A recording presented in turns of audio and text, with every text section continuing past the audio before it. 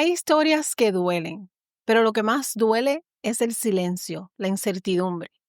En especial cuando una joven de 23 años entra a una prisión y horas después sale sin vida en una camilla, envuelta en contradicciones, secretos y un mar de mentiras.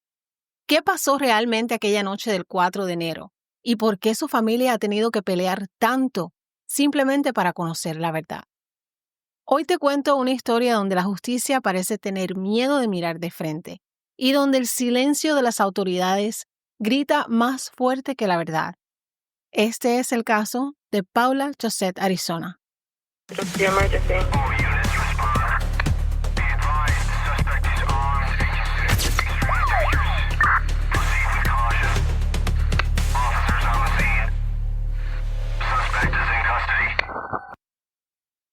Hola mi gente, bienvenidos a su canal Delitos de Sangre, yo soy Magali. Antes de comenzar, desde aquí enviamos nuestras condolencias y toda nuestra solidaridad a nuestros hermanos de la República Dominicana por la tragedia ocurrida en la discoteca Jet Set. Nuestro corazón está con las familias afectadas, no están solos. Otra es que me disculpen, la tardanza estuvo un poco enferma, pero ya estamos de regreso. Ahora, gracias por regalarme un poco de su tiempo esta semana.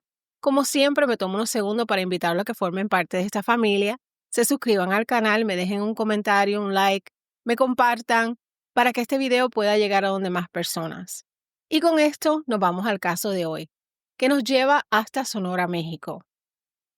Sonora es uno de los 32 estados que conforman México y está ubicado en la región noroeste del país, haciendo frontera con Arizona en Estados Unidos. Es un estado muy extenso con desiertos, sierras y playas. Su capital es Hermosillo y es conocida por su gente trabajadora, su comida deliciosa como la carne asada y las coyotas, y también por su clima extremo con veranos muy calurosos.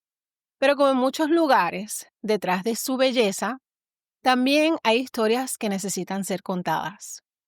En Sonora hay algo que duele más que la violencia, y es ese silencio que viene después. Esta historia está llena de preguntas, misterio, contradicciones, negligencia y sobre todo dolor. Paula Josette Arizona llegó a los brazos de su madre Briseida Arizona el 21 de noviembre del año 2000 en Hermosillo, México. Su familia la componían Paula, su mamá Briseida Arizona y su hermano menor Bruno, con quien Paula compartía un vínculo muy especial. Desde pequeña, Paula se destacaba por ser muy carismática, era una joven extrovertida, alegre, llena de energía y siempre tenía un comentario rápido y chistoso listo para hacer reír a los demás. Como muchos jóvenes en su adolescencia, Paula pasó por esa etapa de rebeldía. Cuestionaba las reglas, desafiaba a su madre, buscaba su propio rumbo, lo normal, como todos los adolescentes. Pero eso nunca afectó la relación tan linda y cercana que Paula tenía con su mamá. Ellas siempre se lo contaban todo. Paula era una joven que cuidaba de su apariencia física, estaba siempre al pendiente de su piel, regularmente hacía ejercicio y llevaba un estilo de vida que se podría decir que era bastante saludable y activa, era joven. Y esto no era por vanidad, sino por el que su verdadero sueño era convertirse en dermatóloga y se había puesto la meta de lograrlo antes de cumplir sus 23 años. A finales de 2023, Paula, en busca de amor, como muchos de nosotros, incluyéndome a mí misma, conoce por las redes sociales, por Facebook para ser más específicos, a un joven de su misma edad de nombre Carlos Alexis Romero. Inmediatamente hubo conexión entre ellos, hablaban por teléfono todos los días, hablaban y se veían a través de videollamadas y así ellos formaron una relación romántica, sin haberse conocido en persona aún. Ellos llevaban una semana hablando cuando Paula descubrió una verdad sobre Carlos, pero aún así ella continuó hablando con él. En diciembre de ese mismo año, 2023, ellos decidieron que había llegado ese momento que ambos ansiosamente habían esperado, que era el conocerse en persona. Y fue Carlos quien organizó todo para ellos tener su primer encuentro y había quedado todo listo para ellos conocerse a principios de enero de 2024. Ya todo había quedado listo. Paula tomó la decisión de contarle a su mamá Briseida que ese joven Carlos, con quien ella la escuchaba hablar todas las noches y ella ya se iban a conocer en persona. Su mamá Briseida puede que haya tenido alguna sonrisa ligera en su cara, la cual se borró inmediatamente al Paula seguir hablando y confesarle que Carlos era un recluso del penal de Sonora. O sea, Carlos estaba preso en la cárcel de Sonora. Ya creo que nos podemos imaginar la reacción de su madre. Y si me pongo en sus zapatos, debió haber sentido un sinfín de emociones. Shock, confusión, coraje, pero mucho más fuerte que eso, debió haber sentido no miedo, sino terror. Paula y su mamá siempre tuvieron una buena relación y es por esto que ella se atrevió a decirle la verdad a su mamá. Pero esta noticia verdaderamente golpeó a Briseida. Debió haber sentido un puñal clavado en el corazón porque ¿cómo es que mi hija con un futuro por delante se esté fijando en este tipo de personas? ¿Y cómo un recluso tiene acceso a redes sociales desde la cárcel? Por bueno no estaba en la cárcel. Y esta definitivamente era una noticia difícil de aceptar. Y comenzaron a tener una discusión. Y yo como persona, como Magali, sí me alegra mucho que existía entre ellas esa confianza, que Paula sintió que tal vez su mamá aceptaría su relación con Carlos, que tal vez no la iba a juzgar, que la entendería, pero obviamente, y espero que esta madre no exista en este planeta, que apruebe una relación con tal semejanza. Yo jamás la aceptaría, ¿no? Mija, tú puedes buscarte algo mejor. Y Briseida, pues, pensaba igual que yo, y ella le advirtió a Paula sobre lo peligroso que podía ser involucrarse con alguien que estaba en la cárcel. Pero Paula, siendo joven, creyendo estar enamorada, no quiso escuchar a su mamá. Según las amigas de Paula, aunque la relación entre Paula y Carlos era exclusivamente virtual, era emocionalmente dañina y tóxica. Carlos confundía mucho a Paula y en cierto modo hasta jugaba con sus sentimientos. Él un día le decía que la quería y al día siguiente era de puros insultos y acusaciones de que ella le era infiel. Detrás de las rejas del penal de Sonora, Carlos manipulaba a Paula, la tenía bajo su control. Le pedía todo el tiempo que ella le enviara fotos para comprobar si estaba donde realmente decía que estaba y con quién andaba.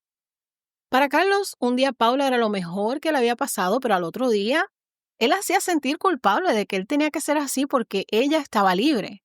Pero él estaba tras las rejas. Paula le preguntaba que por qué él la trataba de esa manera, pero como un gran manipulador, él terminaba siempre pidiéndole perdón, la embaucaba diciéndole que la amaba y ella seguía creyendo en ese amor. El viernes 12 de enero de 2024, Paula vuelve y le cuenta, pero lo que hizo fue confirmarle a su mamá a que como a de lugar, como quien dice le gustara a ella o no, ella planeaba visitar a Carlos en prisión el domingo día 14, lo que empañó aún más su relación y aumentó la tensión entre ellas. Paula también le comenta a su madre que Regina, su amiga, la iba a acompañar. Pero esta visita a Briseida no le preocupó mucho porque ella sabía que a Paula se le había perdido su identificación unos meses antes y además su pasaporte mexicano estaba vencido. Ella estaba segura que sin esos documentos, Paula no iba a poder entrar a la prisión, no se lo iban a permitir. Porque se supone que para entrar a una prisión tengas todos tus documentos, tus papeles listos y tienen que estar vigentes. Este es uno de los requisitos mínimos para poder entrar a una prisión. Ahora, Regina, la amiga de Paula, la iba a acompañar, pero es porque ella también conoció a otro premio en la cárcel y las dos iban a visitar a estos hombres ese día. Es que a veces cuando estamos jóvenes somos como ciegas también, ¿no? En la mañana del domingo 15 de enero, Paula llamó a su mamá para saber si ella todavía estaba molesta con ella. Más tarde, a las 5:30 de la tarde, Paula llamó otra vez a su mamá, pero esta vez la llamada era de un número desconocido para dejarle saber que ya ella y Regina, su amiga, iban de camino al penal. Y esta fue la última vez que Briseida habló con su hija Paula. A partir de eso todo como que quedó en la incertidumbre. Lo que sí sabemos es que a las 6 de la tarde del domingo 14 de enero de 2024, Paula y Regina entraron al penal. De alguna manera, habían logrado entrar a la prisión para llevar a cabo la visita. Pero ¿cómo entró Paula? Sin identificación. Paula Josette tenía solo 23 años cuando entró al Centro de Reinserción Social número 2, mejor conocido como el Cerezo de Hermosillo en Sonora, con el propósito de llevar a cabo una visita conyugal con Carlos Alexis Romero. Cerezo es la abreviatura que se le da a un centro de readaptación social, que son instalaciones penitenciarias estatales que albergan a personas detenidas por delitos comunes. Ahora, para que un reo pueda conllevar una visita conyugal, tiene que cumplir ciertos requisitos. Tiene que hacer una petición por adelantado, tiene que presentar documentación confirmando que la persona y su visitante son un matrimonio legal, tienen que tener un hijo en común, una relación de al menos 6 meses. Paula tuvo que haberse hecho unos análisis de sangre para asegurarse de que no hubiese alguna enfermedad de transmisión sexual. Y esta petición tiene que ser aprobada, o sea, que es un proceso que se tiene que seguir y hacerse de antemano. Pero lo que pasó después de esa visita cambió la vida de la familia de Paula para siempre y dejó a todos en México con la pregunta de qué le pasó a Paula Josette dentro de ese penal. A todas estas, al no haber tenido más comunicación con su hija desde las 6 de la tarde, Briseida estaba enojada, pero también estaba preocupada por su hija. Además de que si no le habían permitido entrar al penal, ya ella debía estar de camino para su casa, ¿no? Pero Briseida no recibía respuestas a sus llamadas y los mensajes tampoco entraban al teléfono de Paula. Al siguiente día, 15 de enero, a la 1 de la tarde, llegaron 2 agentes del Ministerio Público a la casa de Briseida para darle la peor noticia de su vida. Le dijeron que su hija había muerto, que su cuerpo había sido llevado al hospital estatal y que ellos necesitaban que ella fuera a identificar su cuerpo. Pero le dijeron que Paula había muerto de un infarto agudo al miocardio, o sea, un ataque al corazón. De inmediato, Briseida fue al Instituto Forense, pero allí le dijeron que por los protocolos y para evitar la revictimización, no le podían mostrar el cuerpo de su hija. Y lo único que le mostraron fueron unas fotos de la cara de Paula y fotos de sus tatuajes. Briseida no entendía por qué ella no podía despedirse de su hija en persona como se debía y volvió a pedir verla al día siguiente, cuando le entregaron su cuerpo. Pero nuevamente le dijeron que ella no podía ver el cuerpo de su hija, que si ella quería verlo, tenía que esperar a que la funeraria se lo mostrara. Esta vez con la excusa de que a Paula le practicaron una autopsia invasiva y que ellos no querían que la viera así. Briseida pidió hablar con la doctora forense que realizó la autopsia de Paula y esta doctora le comentó a Briseida que el corazón de Paula estaba agrandado y preguntó sobre el estilo de vida de Paula. ¿Y qué es exactamente un corazón agrandado? Un corazón agrandado significa que el corazón está más grande de lo normal. No es una enfermedad en sí, sino una señal de que algo no anda bien con el corazón. Ahora, el corazón se puede agrandar porque está trabajando demasiado fuerte, porque está débil, no puede bombear bien la sangre, así que trata de compensar creciendo en tamaño.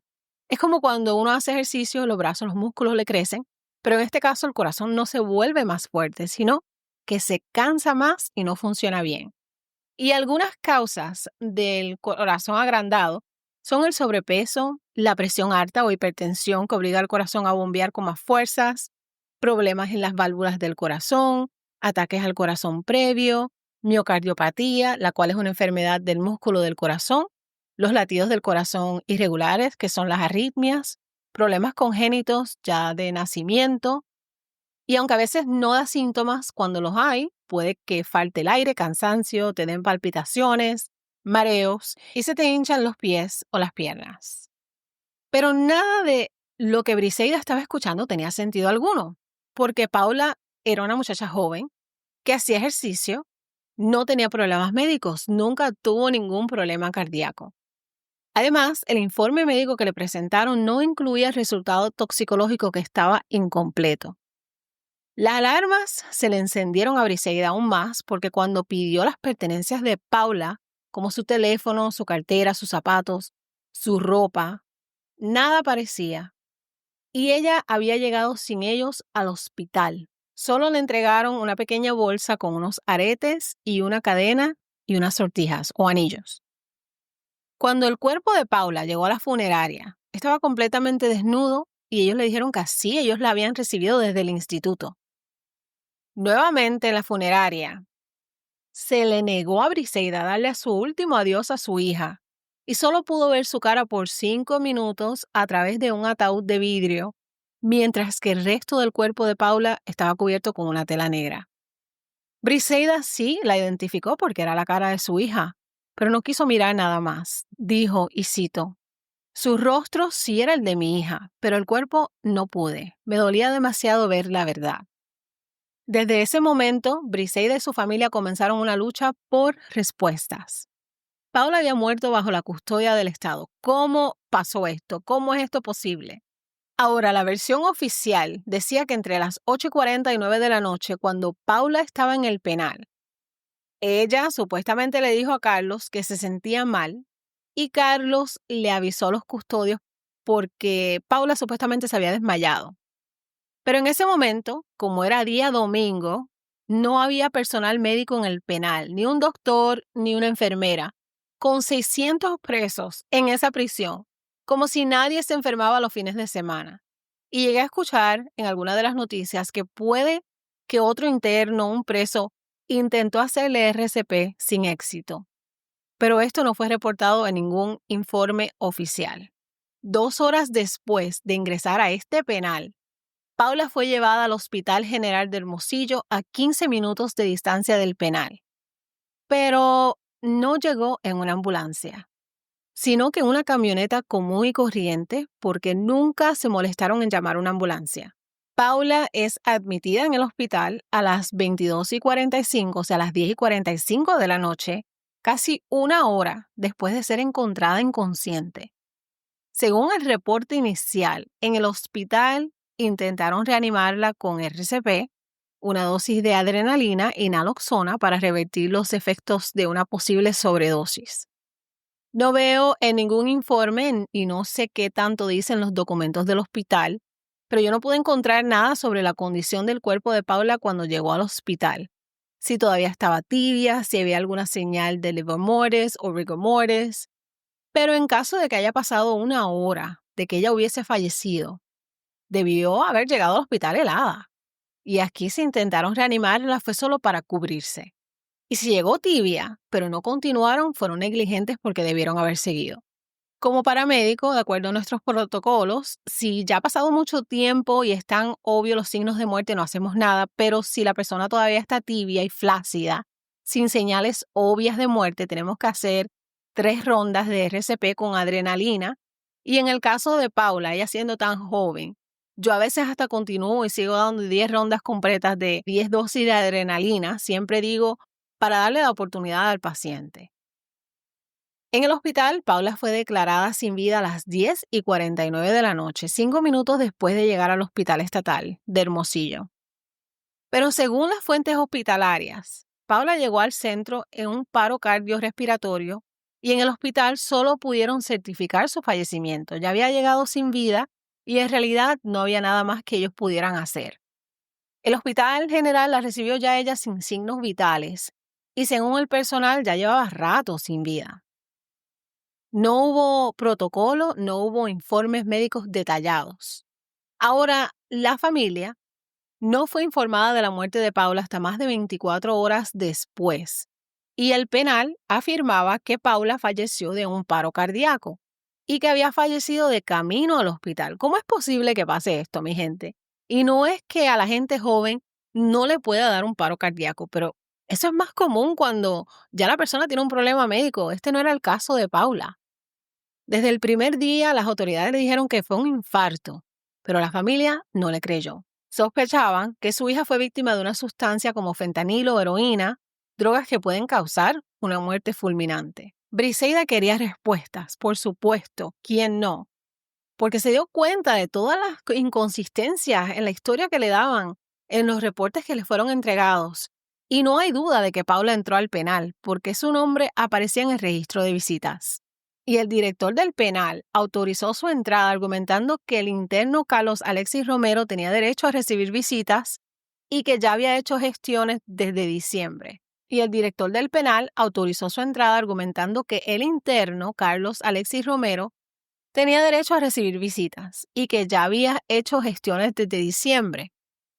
¿Pero y quién aprobó esto? Pero por esto, la familia denunció que el comandante del penal tuvo que haber recibido algún soborno para permitir el ingreso de Paula a esa prisión.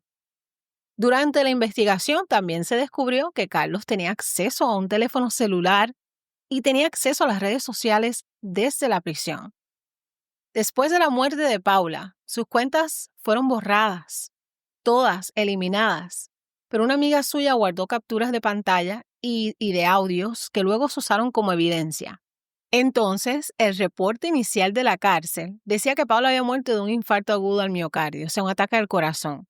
Y asimismo, el caso ha sido tratado por la fiscalía cuando debió haber sido tratado al menos como una muerte sospechosa, ¿no? Con ayuda de asesores legales y por su cuenta, Briseida logró que se realizaran peritajes independientes. Uno de ellos fue por el forense Horacio Valero de Puebla, el otro fue por el Observatorio Nacional de Feminicidios. Ambos contradicen lo que las autoridades desde el principio dijeron. La causa de muerte en este nuevo peritaje, en los dos, la causa de muerte de Paula fue asfixia mecánica. Paula no murió por causas naturales. Paula fue asesinada. También descubrieron que el cuerpo de Paula tenía hematomas en los brazos y manos, los cuales eran consistentes con algún forcejeo, como que trató de defenderse. También presentaba petequias, que son los puntitos rojos, que pueden indicar asfixia. Todo apuntaba a que su muerte fue violenta. La primera autopsia menciona algo también sobre golpes, pero ellos dijeron que esto ella lo pudo haber tenido días antes de su muerte y simplemente no le prestaron atención. Pero cabe destacar que la doctora que realizó la primera autopsia de Paula no era una patóloga forense legal. No estaba calificada para realizar una autopsia a Paula de acuerdo a las circunstancias que rodeaban la muerte de Paula. La familia pidió que se le entregaran fotos a color de la autopsia, muestras biológicas, análisis del lugar, o sea, de la prisión, de donde sea que ellos estaban llevando a cabo esta visita conyugal, donde Paula estuvo, del vehículo, de las cámaras, y la fiscalía tenía 5 días para entregárselo. Pero nada de esto fue investigado, nada fue preservado y supuestamente, escuchen esto, mi gente, las cámaras en la cárcel no funcionaban esa noche y hasta el día de hoy no han recibido nada de la fiscalía. Cuando llegó el informe toxicológico encontraron el medicamento clonazepam en su cuerpo, pero no indicaron cuánta cantidad tenía. Según su mamá, ella insistió que Paula jamás tomaba este medicamento. Ahora, el clonazepam es un medicamento que se usa principalmente para tratar la ansiedad, los ataques de pánico y algunos tipos de convulsiones. Es un calmante. Solo no va a provocarle un infarto a nadie, pero aún no se había esclarecido qué fue exactamente lo que le pasó a Paula. Briseida Arizona, la madre de Paula Josette, ha expresado su frustración y enojo hacia las autoridades debido a las numerosas irregularidades en la investigación de la muerte de su hija. Ha cuestionado la rapidez con la que se determinó la causa de muerte como un infarto sin siquiera haberse conducido una investigación exhaustiva. Ella exige que el caso sea esclarecido y que se haga justicia por la muerte de Paula. Exige lo que la evidencia sugiere, que el caso se reclasifique como un feminicidio, porque eso fue un feminicidio en una institución del Estado, en un lugar donde se suponía que la protegieran, un crimen encubierto por la negligencia, el desinterés y tal vez la complicidad. En México, aproximadamente 10 mujeres son asesinadas cada día.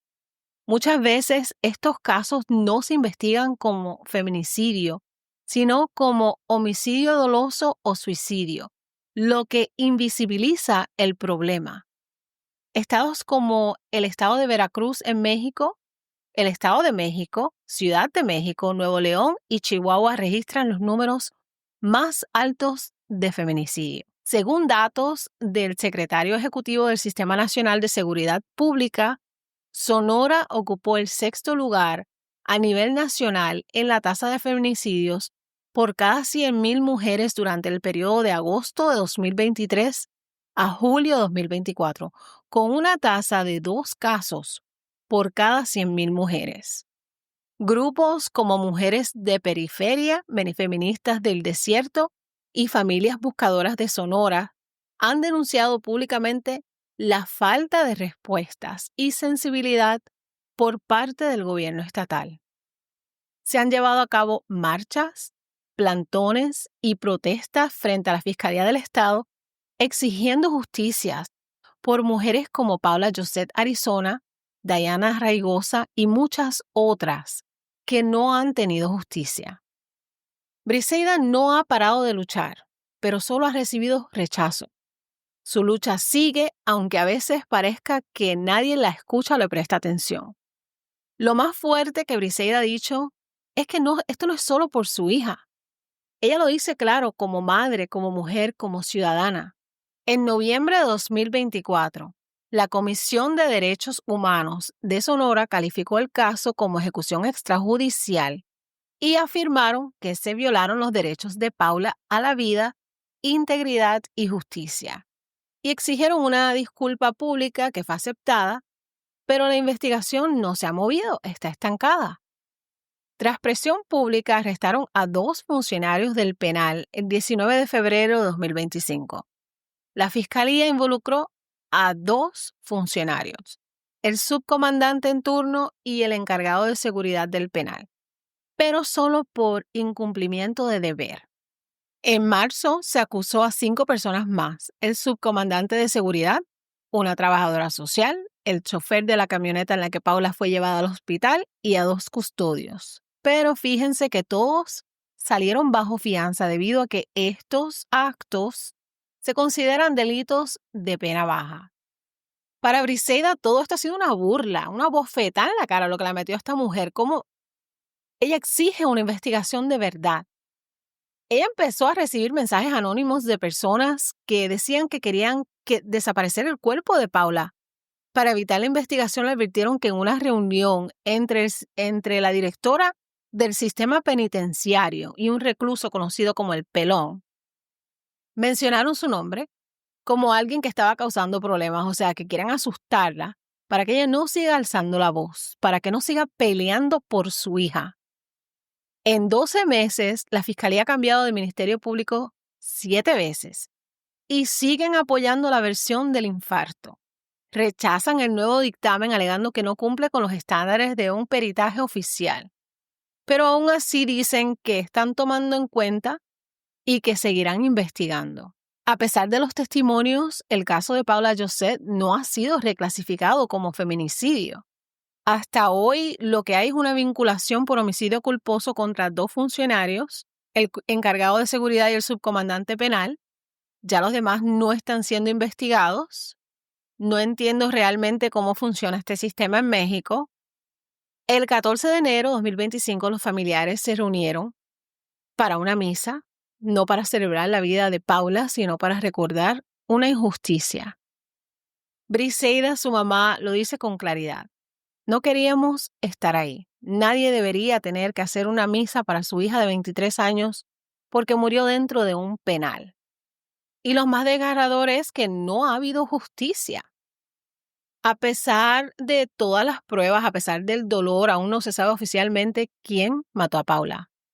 A más de un año de su muerte, Paula Josette Arizona sigue esperando justicia. Pero Briseida no se ha dado por vencida, al contrario, sigue luchando por justicia. Porque esto no se trata solo de Paula, se trata de todas las Paulas que hay allá afuera, de todas esas madres que no reciben respuestas. Y después de conocer la historia de Paula Josette, yo tengo preguntas que siguen sin responderse. Preguntas que como madre, como profesional y como mujer me indignan profundamente. Y aunque ya se hayan hecho anteriormente, vamos a revisarla porque aquí hay demasiadas irregularidades. Y lo que sabemos es lo que sabemos, lo que nos han dicho. Pero quién sabe cuánta información más habrá que todavía no ha salido a la luz. Sabemos quién dejó a Paula entrar al penal, pero ¿cómo entró sin identificación? ¿Quién exactamente autorizó su entrada? ¿Por qué se dijo que fue una visita conyugal si no cumplía los requisitos? ¿Y quién la aprobó? ¿Quién aprobó esa invitación, esa cita de antemano? ¿Por qué la aprobaron? Paula llegó a ver al preso que iba a ver, a Carlos Alexis Romero. ¿Qué ha dicho Carlos Alexis? La fiscalía no ha confirmado, no se ha revelado si realmente se encontró con él o si algo pasó antes de ese momento. Y entonces me pregunto cuál era su relación real. ¿Por qué es que este hombre estaba preso? ¿Cuáles son los cargos en su contra? Porque eso también importa mucho. ¿Qué pasó realmente dentro del penal? Porque hasta este día no está claro. ¿Por qué es que no hay personal médico capacitado los fines de semana en la prisión? ¿La gente no se enferma en la prisión los fines de semana? ¿Quién fue que ordenó no dejar ver el cuerpo? ¿Dónde están las pertenencias de Paula? Su ropa, su celular, su bolsa. ¿Por qué es que no aparecen? ¿Quién se las llevó? ¿Qué están escondiendo? ¿Qué evidencia están escondiendo? ¿Por qué la gente del penal no llamó a la ambulancia? ¿Por qué se la llevaron en una camioneta blanca no oficial sin notificar a la familia cuando el hospital lo que estaba era 15 minutos de distancia? Como dije, ¿qué ha dicho Carlos? ¿Cuántas entrevistas le han hecho? ¿Cuántas veces ha hablado con él la policía? ¿Qué pasó? Esta pregunta sí, que me intriga muchísimo. ¿Qué pasó realmente con su amiga Regina? Porque desapareció, si es que verdaderamente desapareció. Porque la verdad es que no sabemos si siquiera está viva. ¿A quién están tratando de proteger? Porque no sé si puede que hasta ya haya sido un oficial que terminó con la vida de Paula y lo estén protegiendo. En realidad no sabemos porque no quieren decir la verdad. Y la pregunta más importante aquí es ¿quién es el verdadero responsable de la muerte de Paula? Estas preguntas no son chisme, mi gente, no son morbo. Son parte del camino hacia la verdad. Y mientras el Estado se quede callado, yo como narradora, como mujer, como madre, también seguiré preguntando y sacando mis propias conclusiones. Porque a Paula la mataron. Y si no exigimos respuestas, mañana puede ser otra Paula, otra hija, otra hermana o incluso tú. Ha pasado un año sin su voz, un año sin su risa, un año sin justicia, pero también un año de lucha. Y hoy, gracias a la perseverancia de su madre, sabemos algo que intentaron esconder. Paula Josette no murió de un infarto, la mataron. Y mientras esa verdad exista, la lucha sigue viva. Y esta, mi gente, fue la historia de Paula Josette Arizona, que en paz descanse.